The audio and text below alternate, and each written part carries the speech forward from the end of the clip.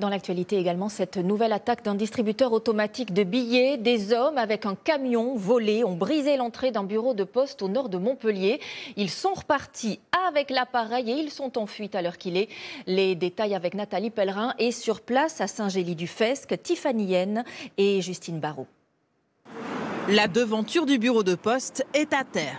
Pour l'arracher, les braqueurs ont accroché des liens tout autour et ont tiré à l'aide d'un camion de chantier volé.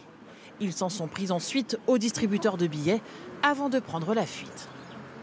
Je suis vraiment consternée et atterrée même. J'ai jamais vu une chose pareille. Ça nous prive d'un service et ça, je le regrette. Le montant du butin n'est pas encore connu. Le camion a été abandonné et les images de vidéosurveillance sont en cours d'analyse pour tenter d'identifier les braqueurs. Ce mode opératoire est désormais bien connu. En mai dernier, à l'Isle-sur-la-Sorgue, dans le Vaucluse, un autre bureau de poste avait été braqué exactement de la même façon. Les voleurs n'avaient pas hésité à détruire le plot qui protégeait l'entrée avant d'arracher la devanture et d'extraire le distributeur de billets, là encore avec un engin de chantier. Braquer un DAB, ça n'a aucun sens.